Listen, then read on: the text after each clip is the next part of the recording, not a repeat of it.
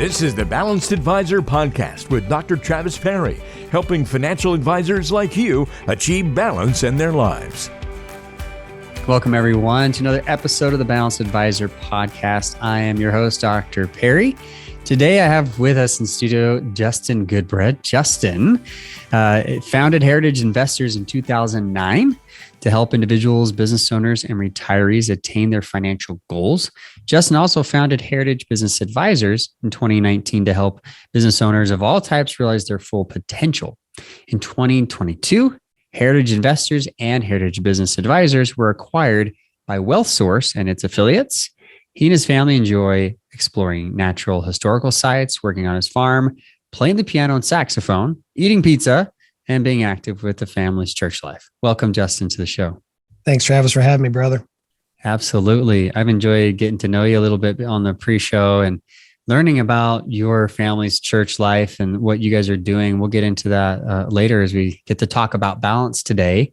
Why don't you tell us just, quick how you got into this industry as an advisor and, the transition into the kind of advisor to advisor role with helping business owners. Sure. So I'm a business owner first and foremost. If I had to be a financial advisor, I often say I would move to Idaho, probably stick a fork in my eye and probably try to sell llamas. That's how much I like talking about stocks and bonds and mutual funds. So let's lay that out right off the bat.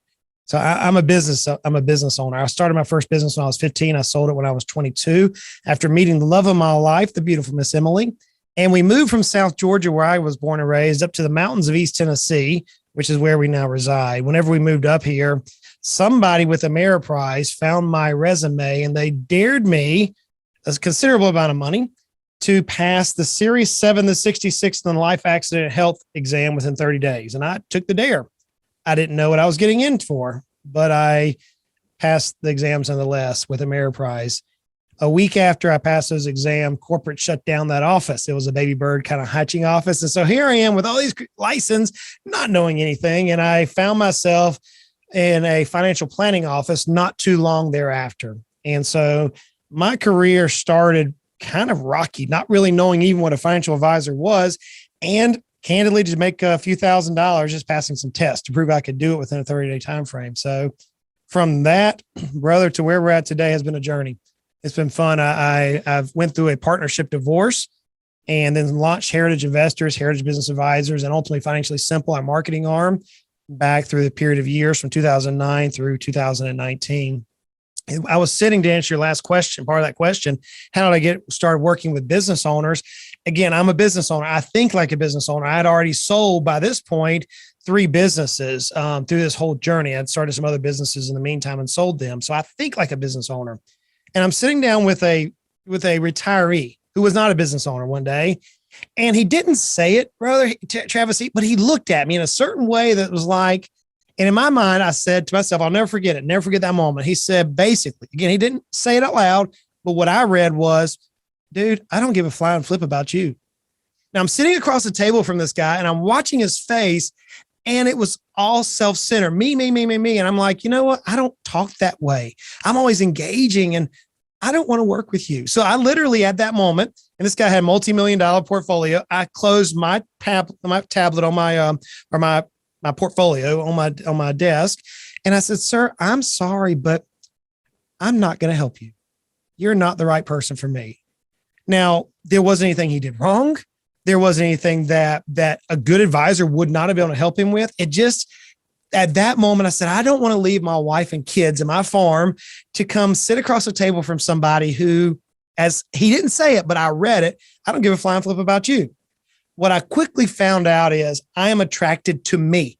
I'm attracted to people about my age who have my likes in life, likes to hunt and fish and do farming stuff, who loves music. I mean, I like me. And I found out there's a group of business owners out there just like me who are trying to figure out the best they can how to drive the value of their business, how to increase their net worth through their business, not take all the money out of their business, put it in the 401k, because I don't do that. They were trying to figure out how they're going to grow this. And so I instantly, Travis, in that moment said, I'm done. I'm done being the quote financial advisor. I'm done. That's not who I am. I'm tired of trying to play that game, wearing this masquerade. I want to be me. I want to help people like me who get me, that I can talk with my passion about and drive value into their lives. And from that point forward, brother, in 16, my life changed. So that's kind of what transpired to open the door up into the business owner world. So cool. Appreciate you telling the story. Like, I wish you would do it with more passion though. I mean, like there's nothing there.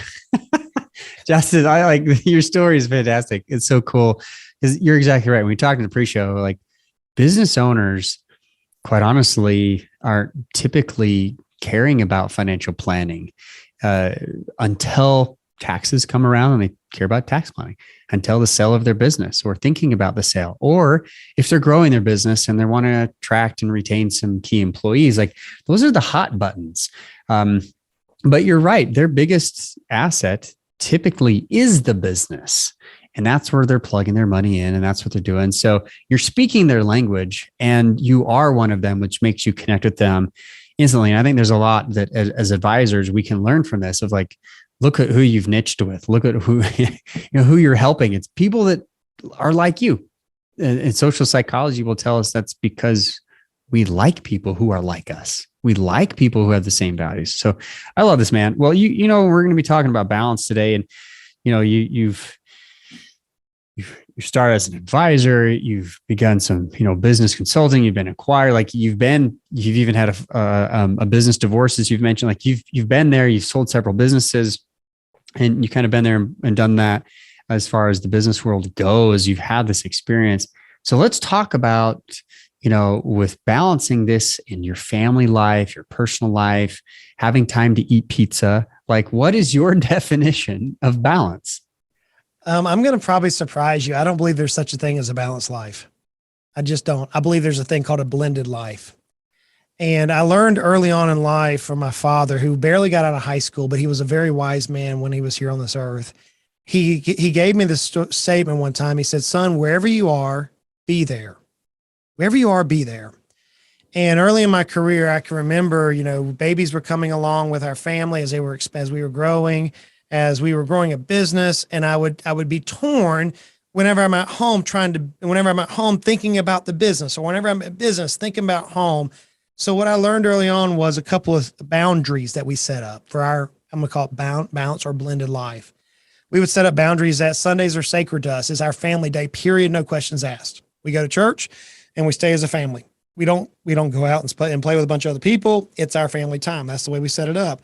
Saturdays is work down the farm. It's where I teach my kids the quality and the I want to say the enjoyment and the benefit of hard work. So we start every morning out with an assignment with chores on the farm, and we work until we're done. And then we play really hard, either on the lake or doing something as a family unit most Saturdays. But Monday through Friday, we have a structured life that whenever I'm at work, I'm at work. I'm not thinking about the home. I'm not thinking about life outside of work. But whenever I'm not at work, I'm at home.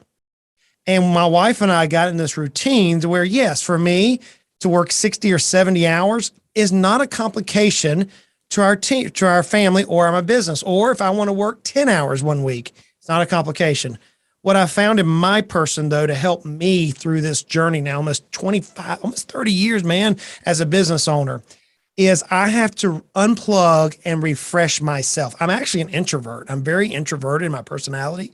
And so pouring into business owners day in, day out, or teaching advisors like I do, I get drained. And so about once a quarter, my wife or my family and I will go away for 7 to 10 days, totally disconnect, unplug. The month of September is elk hunting for me. I spend a lot of time in the Rocky Mountains. The month of November is me and my family. We're camping a lot and doing outdoor activities. And so I think there's this balance is possible. Yes, but that requires equalization. I don't think it can be equal. I think you can have a blended situation that you can purposefully design to fit the lifestyle that you desire to live. So we did things in addition, like our kids don't play intramural sports. We just don't do that. They do 4-H. They take lessons like karate lessons, piano, but they don't get involved in travel leagues because it would break our quality of life that we design. So I think that you can build your life. And then once you determine how you're going to live it, if you stick to it, everything else falls in place. Success follows, whether it's on the home front or the business front. Success will follow you. There's going to be pain on both journeys as you go through this, but it's all in how we design it. So I think if we're purposeful as planners and we plan our own lives as we do others, then we can actually succeed. Yeah. Really great definition. So I thought about naming this book that we wrote, a couple of years ago, finally got this published in all editions, Achieving Balance. I thought about writing it, calling it Redefining Balance, because that's essentially what we did in the book, saying balance is achievable, but it's not doing everything equilibrium. That's correct. That is the definition that I want to put to bed, is that there's no such thing as equilibrium in balance. It's not possible. And the people that try to find it become what we call do-it-alls. Right. They do everything and they don't prioritize it. They don't have purpose. So I love what you're saying, man. And I'm a family guy. So I love, churches on Sunday. We work together. We do family activities on Saturday. Same. We homeschool our kids. Same here. So we have the freedom to do whatever we want, whenever. And you know what? Our kids, we live in the state of Utah, which has the opportunity here as the Tim Tebow law. They can attend and be included. You know what?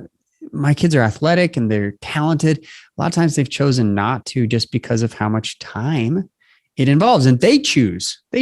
When they're younger, yeah, we throw them into, and I coach their soccer teams, and we throw them into like leagues here and there. But you're exactly right. Like when you decide what your purpose is and what your priorities are, that's where the blend or the redefining of balance occurs. I 100% agree with you. So Rocky Mountains, do you get up to Idaho, Montana, Utah? Do you come up here for Absolutely, brother. It's the first time I hit 10,000 foot with a backpack weighing about 70 pounds on my back for a week in a -6 degrees. I was like, this rocks. Yes, let's do this every week. I mean, it was exactly what I dreamt it would be. And so for the last almost decade, I try to spend a couple of weeks out in the Rocky Mountains in one of those beautiful states, just to get away and see how life is.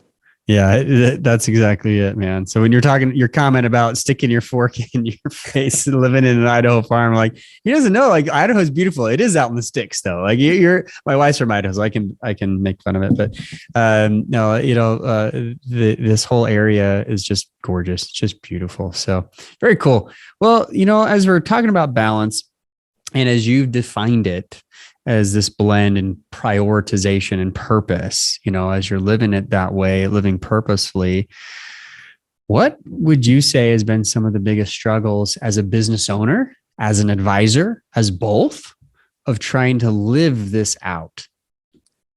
Yeah, I didn't have a hard time with setting the schedule, but as a business owner, you constantly are pulled. And so and for business owners out there, advisors out there, you're going to know what I'm fixing to say. Even though trying to be there, I would find myself awake many, many, many nights with a pad beside my bed, trying to get everything stopping in my head from turning around, listening to my wife or her breath as she's sleeping, and me sitting there going, I can't sleep. I can't get this off my head, even when I'm trying to be in the moment, right? So what I noticed real fast is if I could not release those things which I was not ultimately skilled at and trust the people that I released them to, then I wasn't going to be able to achieve scale.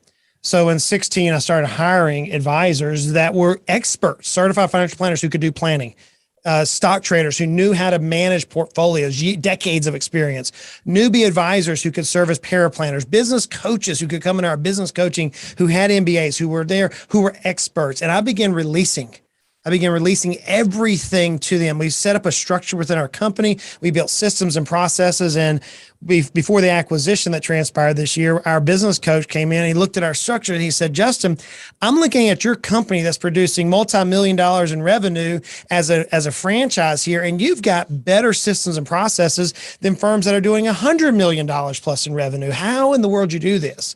And it came from that simple experience I was having, Travis, where I'm sitting at home at night with literally a pad by my bed on a regular basis and a pen trying to get my brain from stopping. And so in order to achieve the balance that you and I are referring to in your terminology that I would agree with, I had to hire people who were experts at that field, release, and then find my purpose. What is it that God has uniquely gifted me for, right? And to me, it's speaking, it's teaching. I am passionate. I believe that if we can impact others, we're not going to live that saddest moment in history. The saddest moment in history is this. It's whenever we walk into a cemetery. That ought to break our hearts, not because somebody's passed away, man. It's because they have decades, maybe a century worth of wisdom that is forgotten. And if we can find our purpose, to me, it's saying, I want to leave everything on the field so that when my life here on earth is done and I meet Jesus, then I can honestly say I did everything possible to give and to impact those. But candidly, man, if people don't find that balance that you're referring to, then we're destined to mediocrity. We're not going to achieve what we're uniquely gifted for, as Dan Sullivan would say. So to me, it was that driving force to saying, what is it that I am uniquely gifted for? And how can I place myself? How can I increase the opportunities to put myself in that purview? And in order to do so, I had no other choice but to achieve that balance, equilibrium that you're referring to. Yeah, I love this. Which feeds into, some next questions I've got for you. But yeah, you're right. Like, and delegation, letting go comes up every single podcast. I might as well call it the delegation podcast because this is a struggle. It's a real struggle. I have that same journal, albeit they're not the same exact one, but I've got a journal next to my bed. I try to write in it every night, let go of things, write inspirational experiences down. Half of those pages are full of business ideas.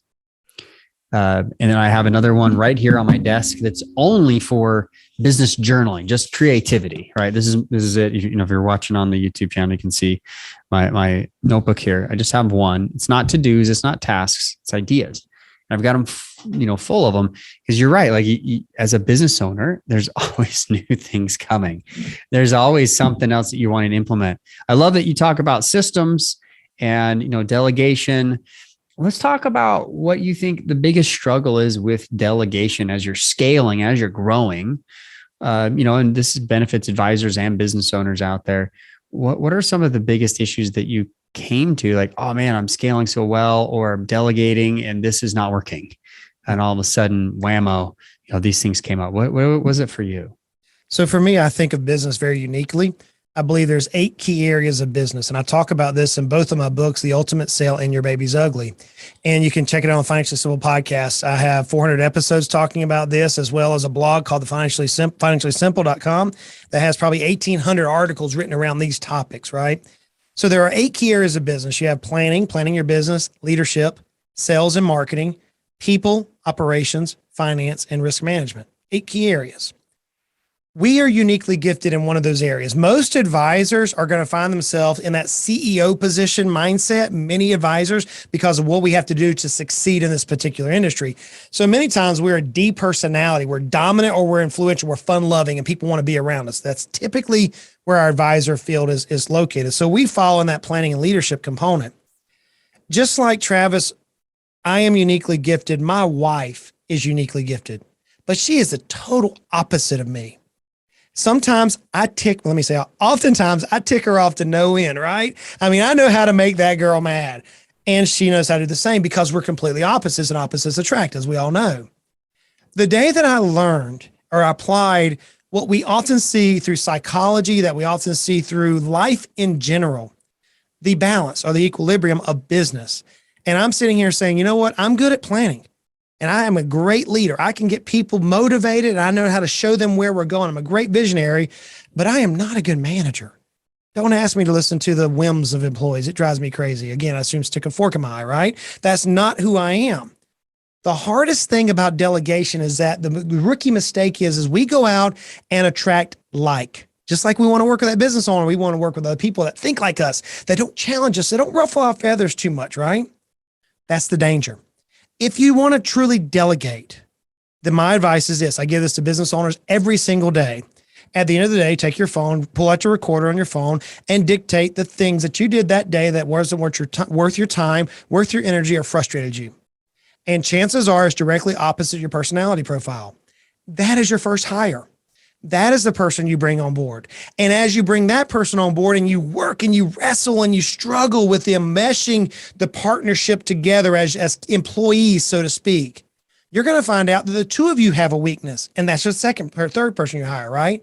And you continue to build out almost like this. Whenever I was a kid, I'm gonna show my age now, we had these merry-go-rounds, and you could get the merry-go-round where everybody was on one side and it wouldn't spin really well. But when you got it super equal in weight or equality, right? Man, you could get that thing flying so fast you couldn't stay on it. The same thing is true in business, especially around the people component. What we do as advisors and where we mess up is we bring in other people that validate us versus challenge us. And as soon as we can equalize our workforce, we can equalize those 8 key areas. And now we're fully equipped to scale manageably. We can manage the production. We can manage the growth of our companies. If we don't do it that way, friends, and we just let it be sales driven or product driven or people driven, out of balance, then the company may grow, but it's going to plateau or it's going to go into an extreme atrophy mode. It can't sustain. So that's the advice I give business owners. And that's what I personally did, was create equilibrium amongst my team as well. Yeah. Crucial advice.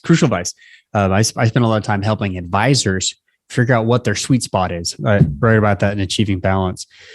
Their sweet spot is their top 5 or 6 things that not only bring them the most, money in, but they're most enjoyable, the highest priorities. And if they could just do those 5 or 6 things every day, great. But then they need to delegate these other tasks. So I like your very no nonsense approach to, hey man, whatever you hate doing, like delegate that out. Like that's your first hire. Then just your second hire. What a great idea. The only thing I'll push back on you, because I do this from time to time. There is this notion, and this is a marriage thing. This has nothing to do with business, but it kind of does, Justin, that birds of a feather actually flock together. Opposites don't attract as far as when it comes to a female and male. Why? Well, we actually share more in common than we have difference. So if you and your wife actually sat down like, hey, what are our values? What are our goals? You would find that those things are more in line than anything else. However, the research does show that when you have complementary, meaning now opposite personalities, right? That is what you're saying. And so I get you, man. But shared goals. And the same thing works in business too. Because if you bring on someone, maybe they're a little bit of different, opposite personality. So they're the tech person and you want to be the leader. I hired a COO. He's the tech guy. He sets up all the lights. He does all the TV. Like he manages the website. He does all the text. I don't want to do that. Right. However, we share the same values and goals commonly for the business. Because this is what I found is that when business owners hire someone, a lot of times the individual values of the person doesn't mesh with the business, even though the personality might be opposite or complementary, right? So anyway, that's just to throw that back out there. Your comment in response to that. No, to your exact point, that's actually in the leadership component that we teach. We've got articles about this online. So you're exactly right. Whenever I say opposites attracts, I'm directly referring to the personality profiles. If you get a Myers-Briggs 16 personalities, DISC, whatever it is, right? So I'm a DC. My wife is a SI, directly opposite in personality profiling. But in business, you have to have alignment of values. If your values, so we actually we teach our business owners, write out your values and hire to your values, fire to your values, set your performance metrics in place of your values, bring on your clients in place of your values, do your marketing, do your bookkeeping, set your systems up. Everything is values driven because the values are what's led you to this particular level of success. And once you identify those values are what is going to attract the people that you like and like you to drive you to the next level of success. So I'm agree 100% what you just said. Dude. Yeah. It sounds like, micro, macro, however we want to slice and dice it. We're on the same field here, buddy. I love it. And this, as you're scaling, as you're dealing with the delegation factor and hiring out, you've been around advisors. You have advisors, you've seen the industry. What do you think that you've been able to observe with other advisors? What do you think they struggle with when it comes to balance in general? Wow. Often said that the financial advisory is tainted with money. And the way I often say it is the minute we make the mission money, we lose. And in the financial advisor industry as a whole, we've been there. We know what it's like to eat ramen noodles for 6, 7 years while we have babies at home. Everybody would shake their heads right now. And many of us reach that point where we have 20, 30, 40, $300,000 of revenue and we plateaued and we can't figure out how to get over the hump, right? And it all comes down to if we're not falling for the attraction of money, right? And we're truly doing this as a service and as a gift, then the weakness that I see that I've noticed commonality is the lack of workflows and SOPs, standard operating procedures. And the reason why those are vital, especially for a personality type of most advisors who like to shoot from the hip because they're great salespeople and they're the ID personalities and they don't think structure. The reason why SOPs and workflow allow scale or allows you to move through the segments that our industry is plagued with, these plateaus that we hit, is because you know where you want to be. You know the processes which have led to your success. You know how you frame things that attract the very clients you want to work with. No one else does. And as you can get that out of your mind and you can whiteboard it, you can put it in such a way that's the way people learn through visual, through audible, and through touch, smell, all these various things. If you can get that out there, then now you've set your company up for scalability.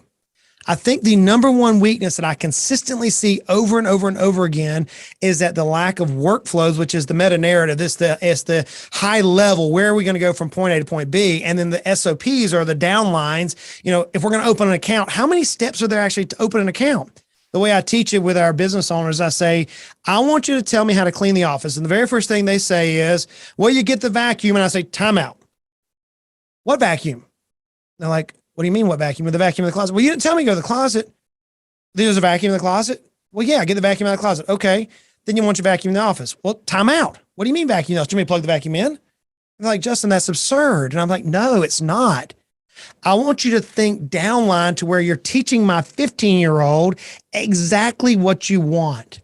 And whenever we pause, like I love to shoot my bow and arrow, right? And so I'll pull it back. And whenever I pause and I rest, and I breathe right and I take a break, Travis, I can hit the bullseye consistently. Same thing happens in business. When we pull back and we take a break and we design our business through planning and we break down the workflows and the SOPs, now we've created the profitability for success. I'll leave you with this last story, and that is the McDonald's story. We all should know it by now, right? Ray Kroc comes along and buys the McDonald's franchise from the McDonald's brothers. I promise you I can cook a better hamburger than McDonald's can. Okay. My hamburger is, is slap your mama good type stuff, right? We all would probably agree with that, but we're not making the money that McDonald's is. Why? Because they have systematized to perfection to where 16-year-olds can cook French fries globally and not burn down the restaurant. That is where we fall down as business owners, right there, and especially financial advisors. Yep. The E-Myth talks about this all day long. This is where I first learned business systems from Michael Gerber. And, I consider myself his grandson.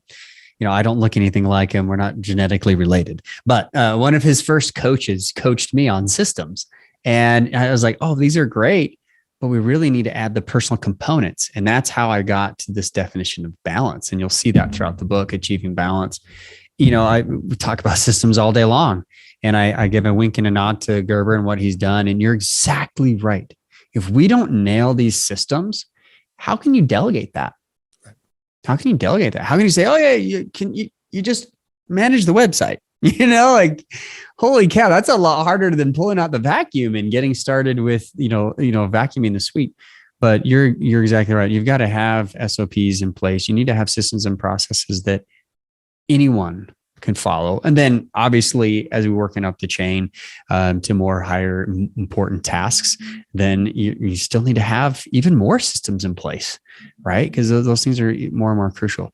I think there's a fear that most advisors struggle with of just letting go, that someone's not going to do it as good. But look at the franchise model that you explained with McDonald's being the number one, spot there. Or, anything of that sort, it could be, look at Walmart's done. They're not a franchise, but sure, every time they drop a store, it's the same. Like, I know where to go in Walmart. I can walk in. I know where the market is. I know where the garden aisle is. Like, unless they just swapped it and flipped it all the way around, but that not that we are the Walmart. And I think that's the thing. Like, we can still differentiate our marketing, ourselves, our systems, and our processes. They're unique to us, but inside our company, it needs to run so that we can leave it. So you can go on those quarterly trips. You can go on those vacations with your spouse and enjoy that relationship. Otherwise, you can't leave it, and they can't leave it alone when they're gone. This has been a great conversation, my friend. If advisors want to learn more from you, I know that you connect with business owners all the time. And don't you have need for advisors to help these businesses out? Yeah. So as part of all these processes, I'm a practice what you preach guy. And I implemented these so much so that I was hiring coaches to try to find flaws. And the beginning of last year, I hired a coach and he said, Justin, the processes of your almost multi-million-dollar biz practice is better than many billion-dollar firms, in terms of hundreds of $1 million revenue. Have you ever considered changing? So after some health issues with my wife through COVID, she's great. God answered some prayers there. We started looking at what's the next chapter? And I often teach wealth gap and some various things that, we have a business, but it is our number one asset. And in the midst of all these different things, I ended up selling my 3 companies, Heritage Investors, Heritage Business Advisors, and the Financially Simple Experience, to a company by the name of Wealth Source, which is a national RA. They also have they're nationally based. In other words, they're not just in one location. There's many locations across the United States. They have Wealth Source Business Advisors, and we still have the Financially Simple Experience. And I was recruited to actually serve as a chief strategy officer, because I had reached the point to where it got bored to me. Once again, it was like there was no challenge. I'd mastered that hill. Now I have a challenge. I'm taking what I had built and I'm rolling it out nationally to advisors. We have a marketing machine that grabs leads, and we want to market it out to a process that is highly developed that can drive success in people's lives, right? So if business owners or if advisors are out there that have become static, that they've reached success and they're like, man, I've gotten bored with this. First of all, check out the Financially Simple Experience. I teach this stuff nonstop. There's over 400 episodes, and financial advisors are often the number one following group. I'm often speaking in front of financial advisors, and I'll be in front of thousands this next month, speaking about various matters as it relates to financial advisory and business. So check out Financially Simple. Obviously pick up the books. Your Baby's Ugly is on Amazon. It's also on Audible, as well as Your Ultimate Sale. Great education pieces for advisors. But if you're like, man, Justin, I want to team up. I want to partner with a firm that is thinking like this, that is growing like this, that maybe can excel my career to a different degree than what I can do through my own efforts. There's an old African proverb, Travis, that I know you've heard before. It says, go fast or go far, go together, go fast, go alone. Right? Yeah. I was going alone and I was moving fast, but man, it was kicking me in the teeth. And I was losing a lot of that balance that you and I have been speaking about. And I could see the writing on the wall. If there are business advisors or financial advisors out there that feel that way, hey, reach out to me. Go to financiallysimple.com and reach out to Ask Justin. Say, hey man, I heard you on Travis's podcast and I need help. And I'll put you with a resource somewhere where I can introduce you to some advisors in the industry that maybe have experienced exactly what you've experienced and maybe have made some success through that. So I'm at the point in my life, brother, where I want to get back. I want to help as many people impact people. I don't want that cemetery we spoke about earlier to impact us. I want to see more and more people impact others and leave it on the field, as our coaches used to say, give everything we can, find our highest and best use. And if we can do that, man, there is hope. This is abundance. This is so much abundance around us that we can drive success for others. So that's where my passion is right now, brother. Love it.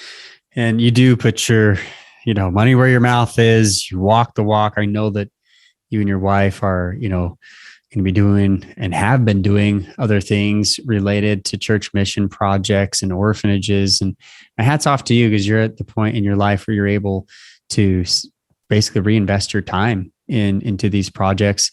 You guys reach out. Justin, he's obviously very passionate about what he's doing here. He wants to help and connect you. Justin, I appreciate you being on the show. And you guys reach out through the website. We'll have that in the show notes. And thank you, Justin, for again, just giving us your wisdom, your time, talking about balance. This is the only podcast I know that is designed specifically around balance for advisors. So thanks for contributing, man. Thank you for giving back today. Thanks for having me. Thanks for having me so much. We can change the narrative, friends. We can help people reach their goals. That's our responsibility. I look forward to helping everybody. Thanks, man. Appreciate it.